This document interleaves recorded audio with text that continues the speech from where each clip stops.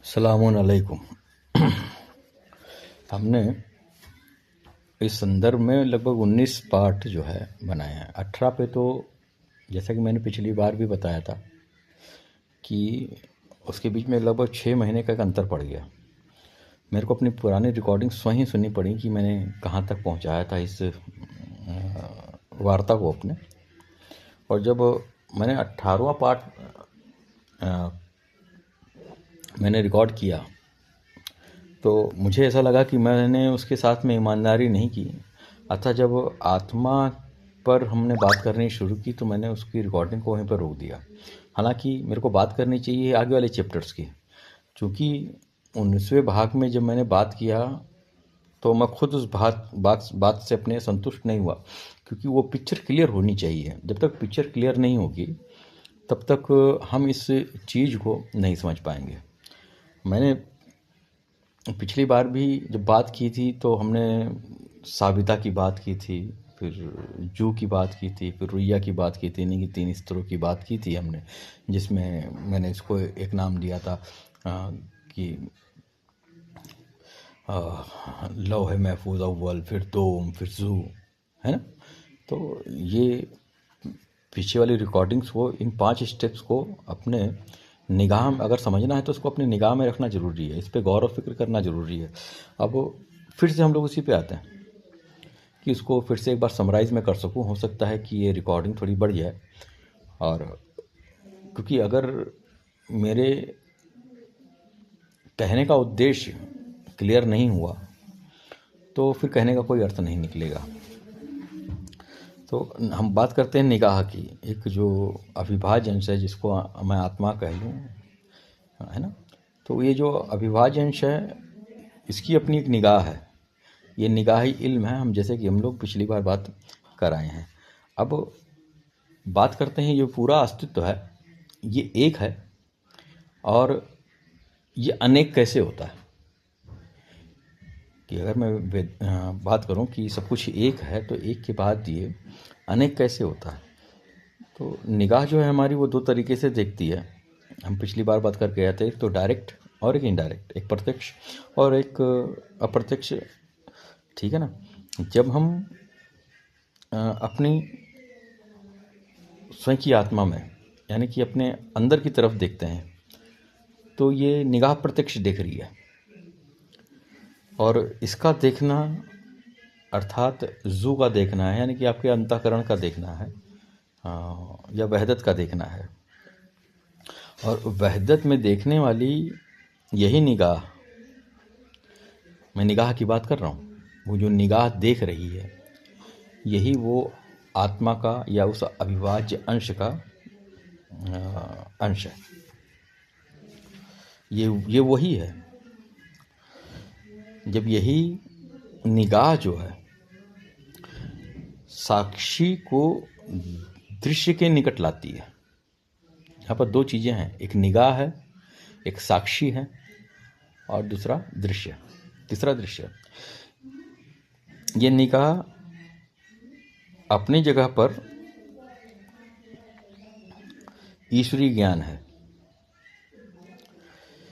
यही निगाह बहुलता में, जब बहुलता की तरफ आती है तो अतिरिक्त, विस्तृत, विस्तारात्मक और संवेदनात्मक प्रकृति बनाती है। अगर ये निगाह केवल अपने तक सीमित रही, है ना, तो यही निगाह जो है वो ईश्वरीय ज्ञान के रूप में मौजूद है। और जब ये बाहर की तरफ आती है तो अच्छा, इसका एक 2 पहलू भी है।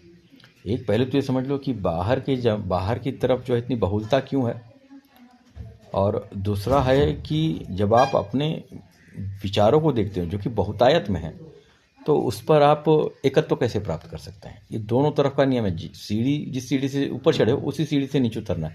तो एक ही सीढ़ी 2 चीज़ों का काम कर सकती है, ऊपर चढ़ने का भी काम कर सकती है और नीचे उतरने का भी काम कर सकती है।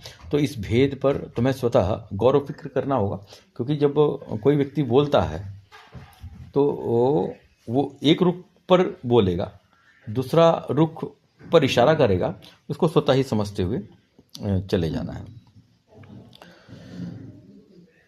तो इस निगाह की जो पहली गति है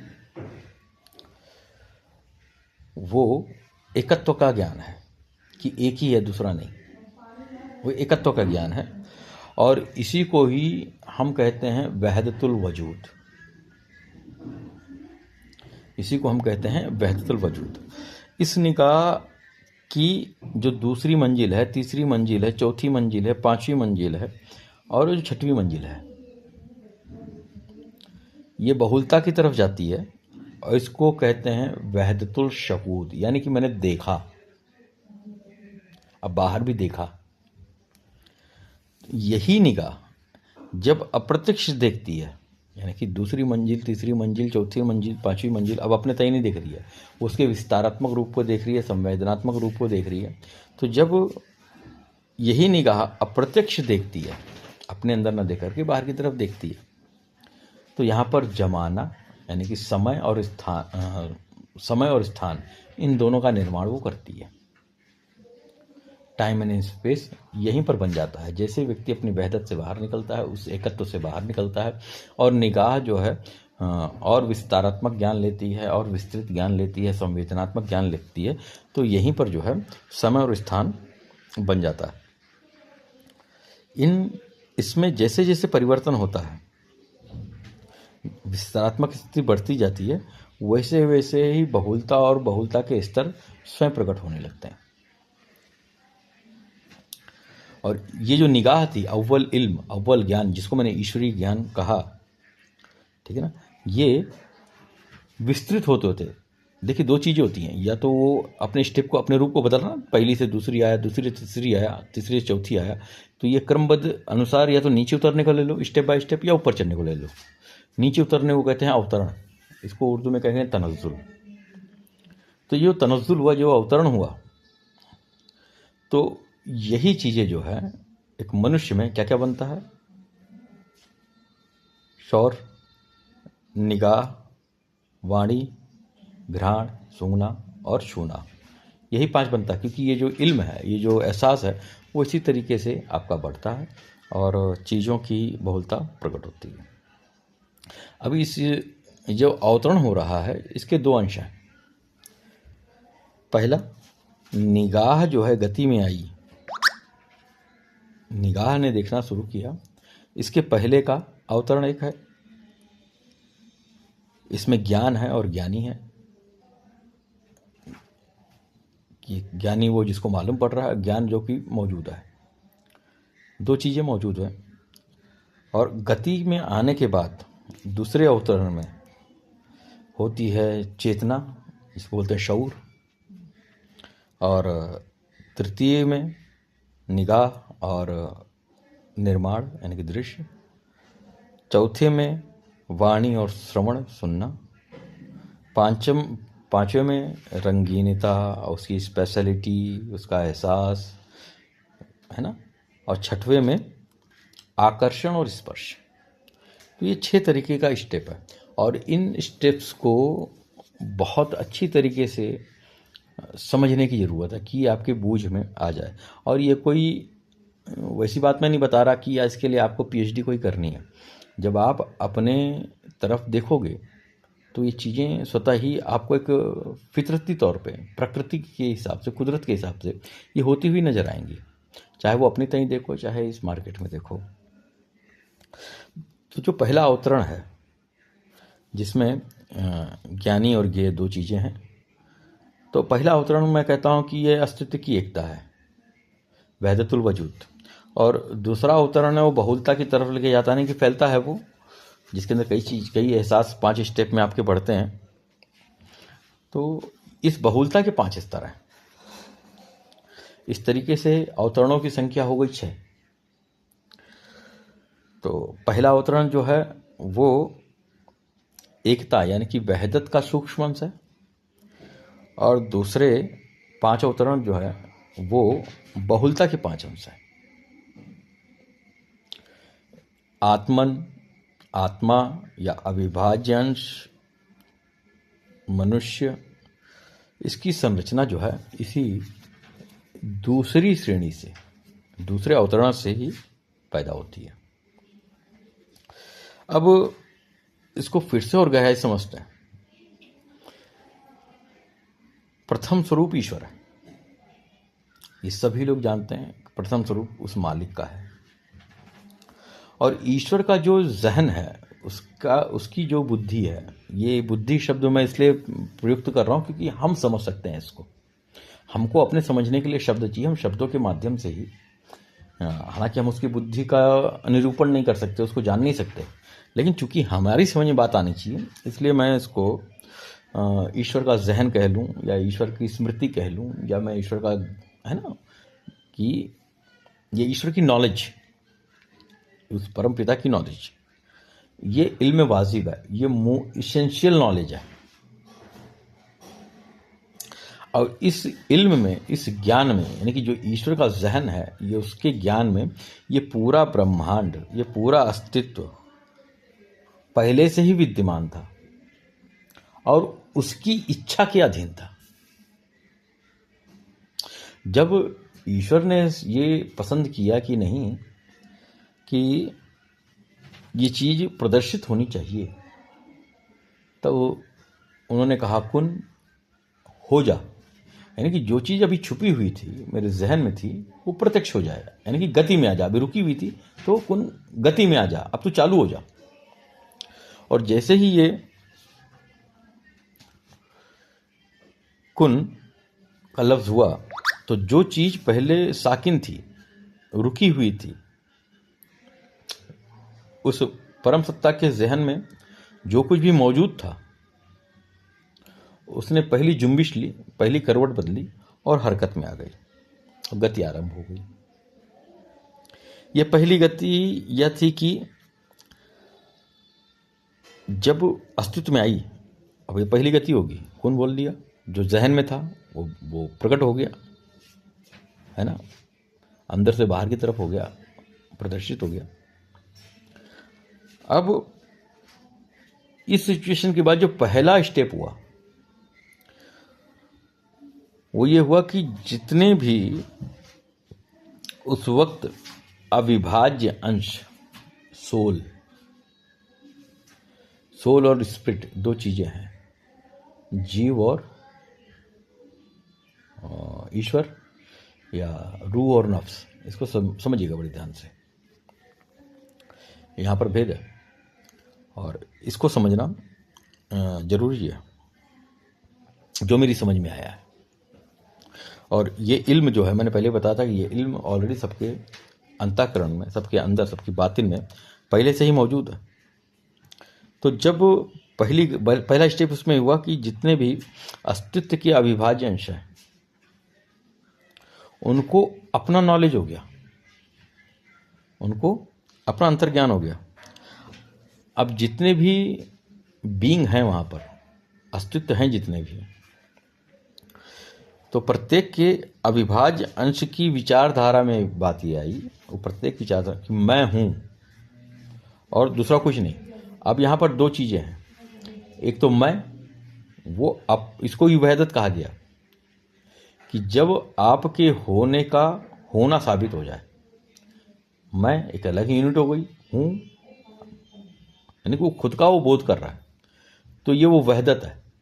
अब ये वहदत जो है ईश्वर के वहदत से, ईश्वर के एकत्व से बड़ी दूर की बात है, क्योंकि हम उसको पकड़ तक नहीं सकते। लेकिन ये समझने के लिए मैंने वापस बताया कि जब हम लोग वहदत की बात करते हैं या एकत्व की बात करते हैं, तो ये हमारा एकत्व है, ना कि ईश्वर की उस संपूर्णता का अस्तित्व।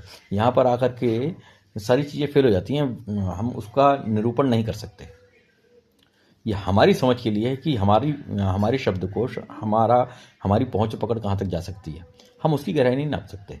तो बात उसकी गहराई तक नापने के लिए मैं नहीं कर रहा।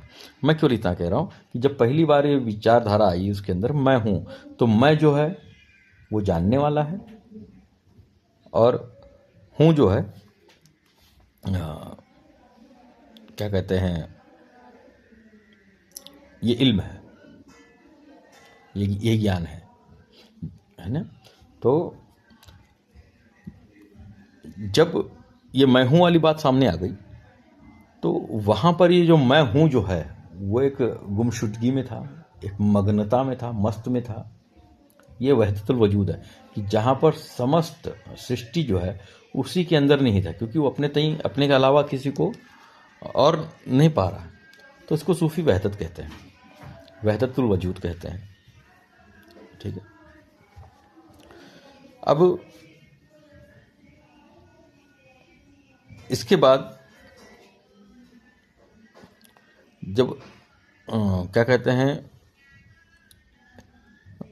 इस वहदत के लोक में जब दूसरी गति होती है तो वहदतुल शहूद का मामला खुलता है। अब इसके लिए एक कुरान शरीफ में आयत आती है कि अल्लाह ताला उस वक्त फरमाता है कि अलस्तु बिरब्बिकुम, सारे अविभाज्य अंश मौजूद हैं, अपनी मगनता में हैं, वहदत में हैं। वहदत को मैंने डिफरेंशिएट किया कि ईश्वर का एकत्व अलग है और अविभाज्य अंशों का एकत्व अलग है। अविभाज्य अंश जो है ईश्वरीय वहदत को नहीं पकड़ सकता। अब ये समझने वाली चीज़ है, यहाँ पर भेद है थोड़ा सा, क्योंकि ईश्वर है, बंदा है। तो जब बात आई अलस्तु बिरब्बिकुम, क्या मैं तुम्हारा रब नहीं हूं, यहीं से जो अविभाज्य अंश है, जो आत्मन है, जो रूहें हैं, या अम्र रब्बी है, हुक्म है उनका अम्र रब्बी, तो चीज़ें प्रकट हो गई, जो बातिन में थी जाहिर हो गई। तो वो अविभाज्य अंश, हर एक अस्तित्व का अविभाज्य अंश, या रूहें कह लो, इनकी निगाह अस्तित्व में आ गई। वो जो अपने मग्न लोक में था, उसने पहले सुना कि किसी ने उसको पुकारा है। अब इस पुकार पर उसकी निगाह खुलती है, स्वतः खुलती है। इस शब्द पर जब निगाह पड़ी तो उसने कहा भला, जी हाँ, मुझे आपके रब होने पर मेरी स्वीकृति है और मैं आपको पहचानता हूं। कुरान शरीफ की आयत ये कहती है। यही वो स्थान है जहां पर अमरी रब्बी ने, यानी कि उस अविभाज्य अंश ने, जो पहले चरण में था, जो इल्म था, सरापा इल्म था, और उस इल्म को महसूस करने वाला भी था। ठीक है। तो यहां पर इस अविभाज्य अंश ने दूसरी गति की या दूसरी करवट ले ली। इस छोटे से बदलाव को, इस छोटे से भेद को समझना आवश्यक है, क्योंकि यही छोटा भेद जो है एकत्व से कसरत की तरफ आता है, वहदत से कसरत की तरफ आता है। इसी स्थान पे वो जो अविभाज्य अंश है, वो कसरत से उसका इंट्रोडक्शन हुआ। तब उसने देखा, जब उसकी निगाह हुई, श्रवण के पश्चात जब निगाह हुई, तब उसने देखा कि मेरे अलावा और भी सृष्टि है, क्योंकि उस सृष्टि के हुजूम का जो वहां पर मौजूद थी, है ना, उसका इल्म उसे हो चुका था, उसका दर्शन उसे मिल चुका था, उसका शहूद उसे मिल चुका था, देखने वाली निगाह मिल चुकी थी। यहां यह वाजिब का द्वितीय अवतरण हुआ, यहां पर द्वितीय अवतरण हुआ। इस द्वितीय अवतरण में, इस दूसरे नीचे उतरने वाले स्टेप में,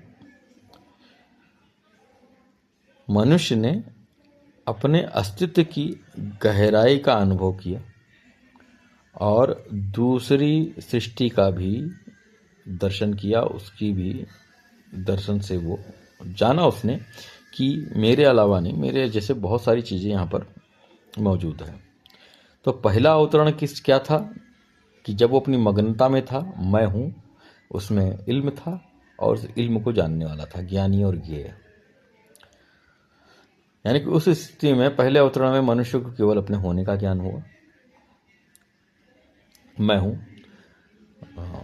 मैं यानी कि सर्वज्ञ, और हूँ मतलब ज्ञान। दो चीजें थी वहां पर, ज्ञाता और ज्ञेय। द्वितीय अवतरण में मनुष्य ने उपस्थित सीमा से बढ़कर के आगे देखा, स्वयं को भी देखा और दूसरों को भी देखा। इसी को अस्तित्व की एकता को देखना कहते हैं, वहदतुल शहूद। प्रथम अवतरण जो मात्र अंतर्ज्ञान था, एक इंस्टीट्यूशन थी, इदराक था एक। जब अनुभूति की गहराई प्राप्त हुई तो निगाह अस्तित्व में आई, और निगाह जो है अंतर्ज्ञान की गहराई का दूसरा नाम है। अब फिर से समझो इस चीज को एक लाइन से। अंतर्ज्ञान गहरा होने के बाद निगाह बन जाता है।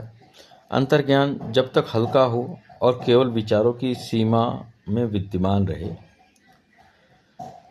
तब तक उसे आत्मिक उद्भेदन यानी कि मुशाहिदा, अंतःकरण को देखना, यह अवस्था प्रकट नहीं होती। एहसास केवल विचारधारा यानी फिक्र की सीमा तक काम करती है। लेकिन जब ये विचारधारा किसी एक बिंदु पर कुछ क्षणों के लिए केंद्रित हो जाती है, तो वह बिंदु एक आकृति के रूप में, शक्ल सूरत के रूप में एक स्वरूप धारण कर लेता है। इसी को आत्मिक उद्भेदन या शहूद कहते हैं। अब विचारधारा निगाह की हैसियत उस बिंदु पर कुछ और समय के लिए केंद्रित रहती है, तो वह बिंदु जिस पे आपका शऊर रुका है, वह बिंदु बोल उठता है। या दूसरे शब्दों में हम कहें कि निगाह जो बिंदु का उद्भेदन कर रही है, वह बोलने लगती है। उस बिंदु पर अमरे रब्बी कहता भी है और सुनता भी है। थोड़ी देर और उस बिंदु पर अगर आप ध्यान देंगे तो विचारधारा और अनुभूति के में रंग रूप की छटाएं या इनका स्रोत फूट पड़ता है, और वह अपने चारों तरफ रंगीनियों का विचित्रता का एक समूह का अनुभव करने लगता है। वो जब इस पर फिर से इस अमरे रब्बी की निगाह टिकी रहती है, तो मानवीय चेतना में आकर्षण पैदा होता है, और ये आकर्षण जो है उसको स्पर्श कर लेता है। अब ये जो मैंने बात की, तो मैंने एक सूत्र और एक नियम की बात की। ये सूत्र जो है सीढ़ी चढ़ने उतरने जैसा है, ये दोनों तरफ से काम करता, सूत्र यही काम करेगा। और यहाँ पर इस सूत्र से एक बात और स्पष्ट हो जाती है, ये ज्ञान ही है, एहसास ही है, जिसकी भिन्न भिन्न गतियाँ हैं, और जब ये अपनी अवस्था को बदलती है तो इसका नाम बदल जाता है। यह एहसास जब मग्नता में है, मैं हूँ वाली पोजीशन में है, तो पहला अवतरण वो वहदत में है, एकत्व में है। और जब ये और नीचे उतरती है या और फैलती है, तो इसी ज्ञान का नाम ख्याल है, ख्याल से निगाह है, निगाह से वाणी है, वाणी से गंध है, और गंध से स्पर्श है।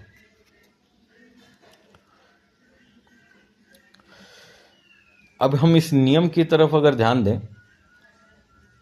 तो स्पष्ट हो जाता है कि एक ही सत्य अपनी अवस्था बदलता रहता है।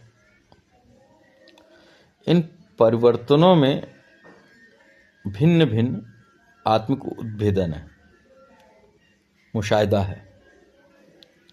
जिस बिंदु पर जो आत्मिक उद्भेदन या मुशाहिदा घटित होता है, वो इस अविभाज्य यानी अमरे रब्बी की गति बन जाता है।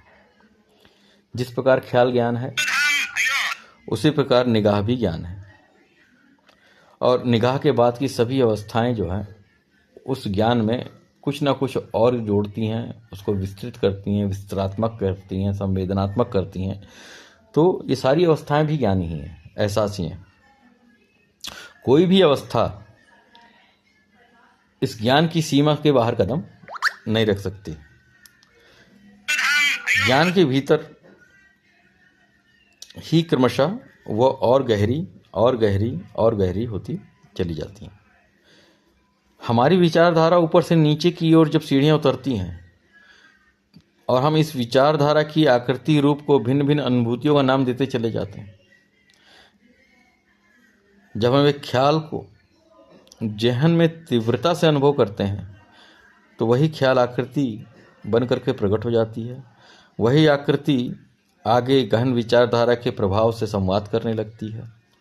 थोड़ी और तीव्रता होती है तो यही संवाद रंग और विचित्रताओं से प्रकाशित हो उठता है। अंतिम चरण में अनुभूति की तीव्रता के कारण हम उन आकृतियों, उन रंग विचित्रताओं की ओर स्वयं को आकर्षित हुआ पाते हैं और उसका अनुभव करते हैं। यहाँ तक कि हमारी इंद्रिय जो है उन रंगीनियों को स्पर्श कर लेती है। यहीं पर हमारी जिज्ञासा जो है समाप्त हो जाती है और यही स्पर्श जो है मानव विचारधारा के लिए एक अंतिम स्तर है। इस स्पर्श वाली स्थिति को छू करके इस विचारधारा को पुनः लौटना पड़ता है। अर्थात जिस वस्तु को अभी हमने छुआ था, हमारी इंद्रिय स्वतः उससे दूर होने लगती है और ये हमारी इंद्रियों का जो 5 मैंने बताई अभी, इनका स्वतः में पैदा होने वाला प्रतिक्रिया है। और यही स्थिति जो वापस होने वाली घटना है, यही हमें मकानियत और जमानियत, समय और टाइम के रद्द होने का अनुभव देती है। इसको हम नॉर्मल भाषा में मृत्यु कह सकते हैं। 2 चीज़ें हैं, एक तो हमारा अवतरण हुआ, वो भी इसी तरीके से हुआ। जब हम संपूर्ण एहसास ले लेते हैं, चीज़ों को स्पर्श कर लेते हैं, अपने जिज्ञासा और प्रकाष्ठा हो जाती है, तो हम पुनः लौटते हैं उस एहसास को लेकर के और यहाँ से एक इस एहसास के बेस पर एक नए नव जीवन का निर्माण होता है। ये तो प्रत्यक्ष बात हो गई। अगर मैं अंतःकरण की बात करूं तो वो भी ख्याल, निगाह, रंगीनियाँ, स्वाद और फिर स्पर्श, ये स्पर्श करा करके हमको पूर्णता की बोध को कराते हैं। तो ये दोनों स्तर पर सीढ़ी है, सीढ़ी दोनों स्तर पे काम करती है, चढ़ने के लिए भी और उतरने के लिए भी। तो ये वो मुद्दा था जो बार बार मेरे को परेशान कर रहा था कि मैंने शायद इसको और अच्छी तरीके से नहीं समझाया। तो ये गौर फिक्र का विषय है और पुनः एक बार फिर से हम इसकी बार फिर से व्याख्या करेंगे क्योंकि ये बहुत ही इंपॉर्टेंट चीज़ है, जिसमें मैंने पहले भी 3 स्तर की बात की थी, साविता, आयान और उया, या क्या कहते हैं, संरक्षित पट्टिका पहली, संरक्षित पट्टिका दूसरी और फिर आलमेजू। 3 चीज़ों की बात की थी कि एक व्यक्ति किताब कैसे लिखता है।